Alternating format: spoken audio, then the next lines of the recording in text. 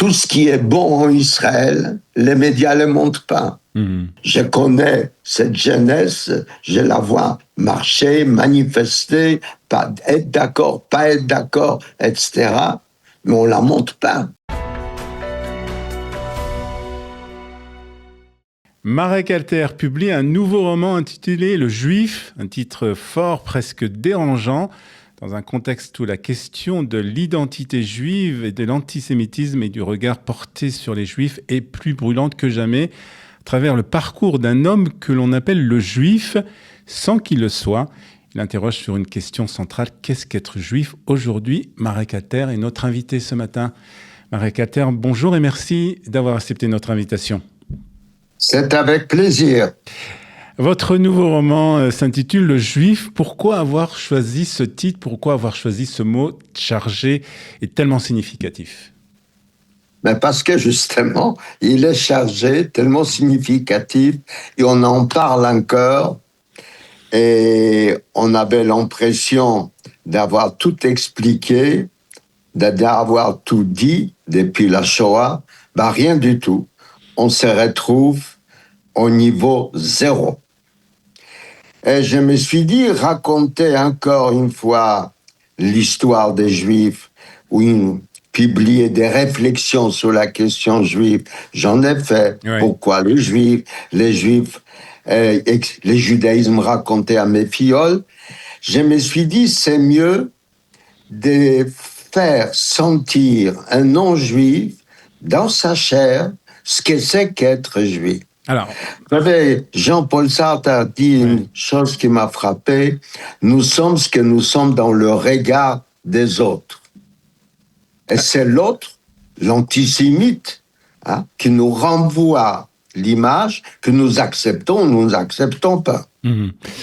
Alors, on va revenir sur la phrase de Jean-Paul Sartre, mais d'abord, on va parler quand même de ce livre qui est presque un roman, pratiquement, puisque le point de départ du livre, c'est un homme qui n'est pas juif, mais que les autres désignent comme tel.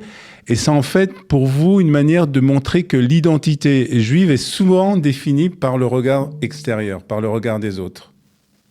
Oui, surtout le regard malveillant. Ceux qui s'intéressent au judaïsme, il y a des protestants qui lisent la Bible hébraïque, etc. C'est autre chose. Alors, ils peuvent aimer, ne pas aimer, mais pour ces gens-là, nous, on existe parce qu'on est là. Et puis, pour la plupart, nous sommes un être parfois malveillant, malodorant, celui qui est responsable des malheurs des autres, éparpillé à travers la terre. D'ailleurs, il y avait pendant l'occupation en France un journal qui s'appelait « Je suis partout ». Oui. Or, aujourd'hui, le monde va mal. Alors, quand le monde va mal, on se tourne vers les Juifs avec un regard plein de préjugés et souvent de haine, oui. Mmh. Alors, vous avez cité Jean-Paul Sartre qui disait que c'est le regard des autres qui fait le Juif. Est-ce que c'est pas une définition, d'après vous, un peu trop réductrice, voire insuffisante pour penser que l'identité juive aujourd'hui est faite par rapport justement au regard des autres? C'est vrai, vous avez raison. À l'époque, j'avais 17 ans, je suis allé voir Jean-Paul Sartre après avoir lu son petit livre « Réflexions sur la question juive » parce que ça m'a beaucoup énervé. Cela veut dire, il m'a enlevé ma liberté d'être ou ne pas être ce que je voulais, puisque j'étais prisonnier des regards de l'autre. Et il m'a expliqué que pour lui, il y avait des juifs authentiques et inauthentiques. L'inauthentique, c'est celui qui se découvre juif dans le regard, dans la haine qui porte l'autre au judaïsme. Mmh. Et puis, il y a authentique, c'est ceux qui se choisissent. Pour lui, c'était des religieux, puisqu'ils manifestaient Hein, ils manifestaient leur judaïté avec leurs chapeaux, leurs papillotes, leurs barbes, voilà. Et leur synagogue, bien sûr. Bon. Or, moi, je ne suis pas religieux. Personne ne m'a obligé d'être juif, sauf pendant la guerre, quand j'étais dans les ghettos de Varsovie. Et je peux éventuellement changer. Mhm. Hein, j'ai vécu dans une société libre. Hein. J'avais un ami, Jean-Marie Lustiger, qui était cardinal de Paris. Nous parlions en yiddish tous les deux, et il aurait pu devenir pape si il n'était pas mort prématurément. Donc, j'ai ma liberté, et cette liberté, je l'utilise pour être juif, parce que ça me plaît, parce que les juifs ont inventé la notion de la liberté. Avant les 10 commandements, il n'y avait pas de mot liberté dans le monde égyptien ni mésopotamien. C'était des notions abstraites. Vous ne travaillerez pas samedi, 7e jour, etc. Ouais. Parce que, pourquoi? Parce que vous étiez des esclaves en Égypte. Et ce raccourci de l'histoire humaine me plaît. Nous sommes porteurs de ce désir de la liberté parce que nous savons que nous étions des esclaves en Égypte. Et je changerai pas. J'essaie seulement de partager les juifs positifs, authentiques, comme disait Sartre, avec les non-juifs. Alors, me mettre en scène, ça n'avait pas de sens. Ouais. C'était bien de prendre un bon catholique, Picard, qui est né à l'ombre de la plus belle cathédrale gothique du monde, celle d'Amiens, et qui avait une petite infection sur son sexe. On lui a enlevé et voilà circoncis. Et aux yeux de ses amis, et c'est là où j'ai essayé de montrer comment l'idée des Juifs progresse. Ses petits camarades, voyant ça, il dit, tu es juif? Il dit, non, je ne suis pas juif. Si, au lycée, les camarades à l'université, et puis il se retrouve travailler dans un ministère des Quai d'Orsay, ministère des Affaires étrangères. Et il se retrouve dans la situation d'un Dreyfus. Sauf que Dreyfus, lui, il était juif. Mais lui ne l'est pas. Et lui, il ne l'est pas. Donc, à l'époque de Dreyfus, il y a un bordereau qui disparaît. Ça ne peut être qu'un juif pour vendre les bordereaux. Tandis là, il y a un autre qui n'est pas juif, mais on les soupçonne d'être juif.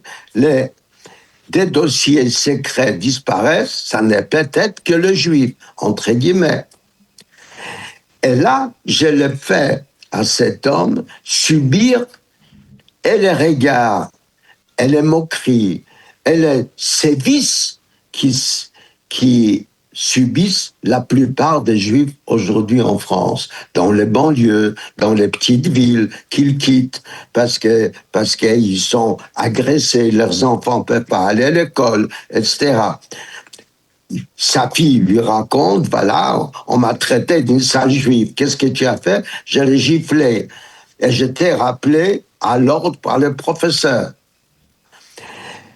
Et c'est une histoire presque d'espionnage, parce que tous les grands romans, j'espère que c'est un grand roman, sont de l'histoire de policière, même bon, je ne parle pas des Stendhal, mais même Victor Hugo. Hein. Il y a un Jean Valjean qui est pourchassé pendant des pages et des pages par un policier Javert. Dans Dostoïevski, tous leurs grands romans, ils ont une trame policière. Non pas parce qu'il faut tenir en haleine les lecteurs, mais parce que c'est les dangers qui mettent en évidence nos qualités et nos défauts. Alors on l'a compris, Marek Alter, c'est un roman qui résonne fortement par rapport à la situation aujourd'hui des Juifs en Europe. Et comme vous l'avez expliqué, même si le personnage principal n'est pas juif, il est pris pour juif.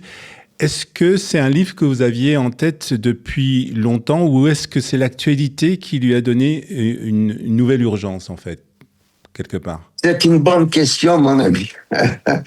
Bon, depuis longtemps, je me posais la question comment expliquer simplement, dans les écoles, qu'est-ce que c'est que juif. J'arrive dans une école, on m'invite souvent dans les banlieues où il y a beaucoup de gosses musulmans. Alors, je leur lis des passages du Coran, parce que dans le Coran, c'est les premiers livres sionistes. il y a Mahomet, il dit, Allah s'adresse à Moussa, Moïse, je te donne une terre, tu y amèneras ton peuple, il vivra, il labourera la terre. Et c'est au 7e siècle. Donc, j'aurais pu terminer avec ça et les laisser sur leur fin, d'une certaine manière. Or, les enfants, comme des adultes, et les adultes sont des enfants, aiment bien de jolies histoires. Si vous avez des enfants, pour les endormir, vous leur racontez des histoires. Oui. Et moi, je suis un conteur. Je me suis dit, il faut que je trouve une histoire qui permettra de tenir mes lecteurs en haleine. Et une fois terminé, ils se poseront la question, ah bon, c'est ça qu'est d'être juif? Vous avez l'impression que les choses ont changé lorsque justement vous intervenez dans ces écoles, quand vous faites ces conférences. Est-ce que les choses ont changé depuis le 7 octobre? Mon ami, je ne suis pas un bon exemple. Je viens de fêter au cinéma Publicis devant 200 personnes, mes 90 ans. Alors, il y a des gens qui m'aiment, des gens qui ne m'aiment pas, mais ils ne les disent pas. Alors, c'est leur problème. C'est eux qui portent en eux leur haine et ils seront pourris par leur haine. Ouais. Donc, je ne suis pas de ces juifs qui doivent déménager parce qu'il y a des regards, un regard de haine qui se pose sur eux, parce qu'on leur casse la porte, parce qu'on dépose des saletés devant leur immeuble et qu'ils ne peuvent pas envoyer leurs enfants à l'école. Donc, je ne suis pas un bon exemple. J'ai un ami, c'est l'imam Hassan Chalgoumi, qui j'aide beaucoup et avec qui on manifeste constamment dans les rues de Paris et d'autres villes d'Europe. Et quand je vais avec lui dans la banlieue, lui s'est fait insulter et pas moi. Et peut-être c'est une manière d'être. Moi, je m'approche des gens qui ne m'aiment pas et je leur demande pourquoi. Et vous déstabilisez les gens. Vous savez, je suis allé pour libérer le dernier otage français franco-israélien. Je suis allé à Doha pour voir les gens de Hamas. Moi, je parle avec tout le monde. Je ne suis pas obligé de les aimer. Et les gens ne sont pas habitués à ça. Je peux dire, ce que vous faites, c'est dégueulasse, etc. Mais il y a une vie, il faut la sauver, vous les libérez. Vous n'avez pas peur, Marek Alter? Pardon? Vous n'avez pas peur aujourd'hui, Marek Alter? Pas seulement physiquement, mais par rapport à tout ce que vous avez fait, votre œuvre. Mon ami, vous savez, les Juifs ont vécu, vous connaissez l'histoire aussi bien que moi. Nous avons eu tellement de désastres qu'on a condensé tous les génocides à un seul jour, tout Bishvat. La destruction des premiers temples, des deuxièmes temples, les croisades, les pogroms, tout parce que si on devait commémorer tout chaque massacre, chaque désastre, jour par jour, vous vous rendez compte, on passerait notre vie à commémorer. Ouais. Donc, on a fait une seule journée et on a réglé. Tisha B'Av. C'est une manière extrêmement optimiste de voir l'avenir.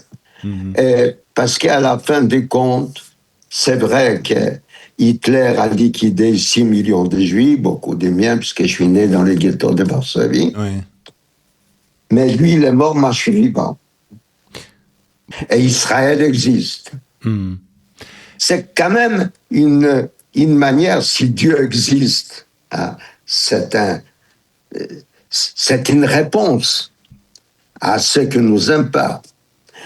Et pour ceux qui ne croient pas en Dieu, c'est l'histoire qui remet les choses en place. Il y a un peuple qui a inventé deux notions qui n'existaient pas avant eux. Justice, c'est Abraham.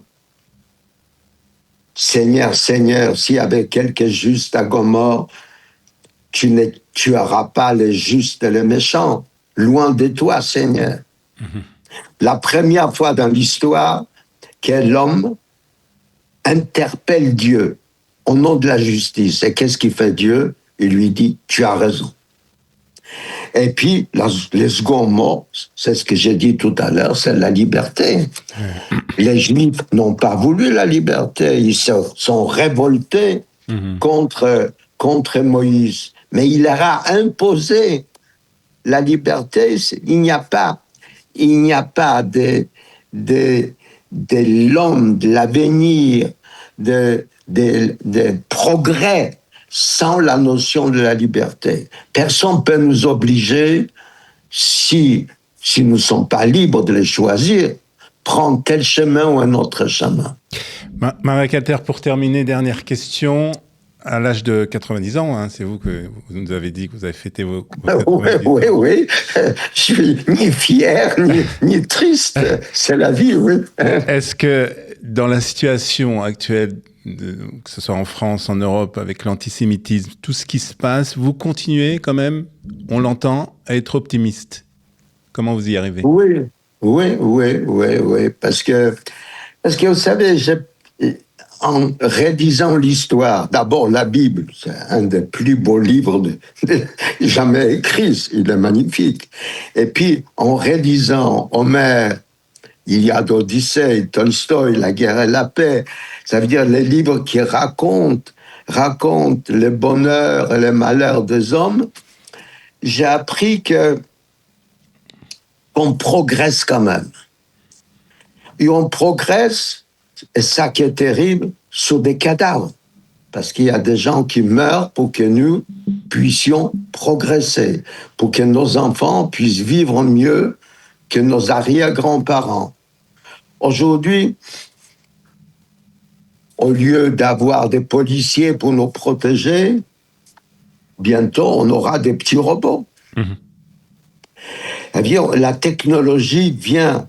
La technologie, c'est le génie humain. Et les Juifs y participent depuis Einstein et avant. Donc, la seule chose que je regrette, que peut-être je ne verrai pas tous les résultats de cet effort humaniste et technologique en même temps. Vous savez, j'étais à Abu Dhabi il n'y a pas longtemps, j'ai pris des taxis sans chauffeur. Et on m'a promis, quand je reviendrai dans 3 mois, je pourrais prendre un taxi volant. Vous vous rendez compte? Ça veut dire tout va changer, même les langages. Parce que quand la technologie avance, on est obligé de trouver des mots pour désigner telle et telle découverte. Alors, quand on voit Trump, il a ses qualités, ses défauts, il utilise 150 mots. moi, je me balade avec un dictionnaire des synonymes parce que j'adore les mots. J'adore les mots. Hein. Comme disait Ézéchiel, prenez les mots plein les mains et revenez vers moi, dit Dieu au peuple d'Israël. Prenez les mots. Avec les mots, on peut tout faire. On peut ressusciter des gens, on peut tuer des gens, on peut aimer des gens. Et alors, le langage s'est réduit. Pourquoi? Parce que sur les réseaux X, on ne peut pas mettre trop de mots. Ouais. On est limité. donc, le langage des trompes passe très bien. Tout le monde peut le comprendre. Donc, nous vivrons, on est dans un monde des passages. Pas passage parce que chacun de nous est né et puis disparaît, mais c'est un passage d'un monde à l'autre. Et Israël, là, joue un rôle extrêmement important sur le plan technologique. Ce qui m'énerve ici, bien sûr. Et on terminera sur ça, Marek Alter. C'est que tout ce qui est bon en Israël, les médias ne le montrent pas. C'est ça. Ça veut dire qu'il y a, même dans les choix d'information, les Juifs à une autre place sur l'échiquier. Je connais Israël, j'ai participé à la création d'un kibbutz qui aujourd'hui est très florissant, Mishmar HaNegev. Je travaillais dans les kibbutz Givat de Brenner, pas loin de Rehovot. Je connais cette jeunesse, je la vois marcher, manifester, pas être d'accord, pas être d'accord, etc. Mais on ne la montre pas. Personne ne les connaît. Dommage qu'on ne montre pas ces belles images d'Israël. En tout cas, ben oui. Heureusement que... mais soyez heureux d'y être.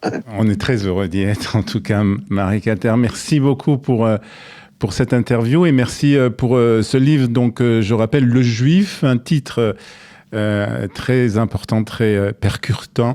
Un livre qui est paru aux éditions Fayard et qu'on peut trouver, bien entendu, dans les librairies. Et puis, bientôt, en Israël, en le commandant, bien entendu, sur les sites comme la FNAC. Merci beaucoup, Marek Alter, d'avoir été avec nous.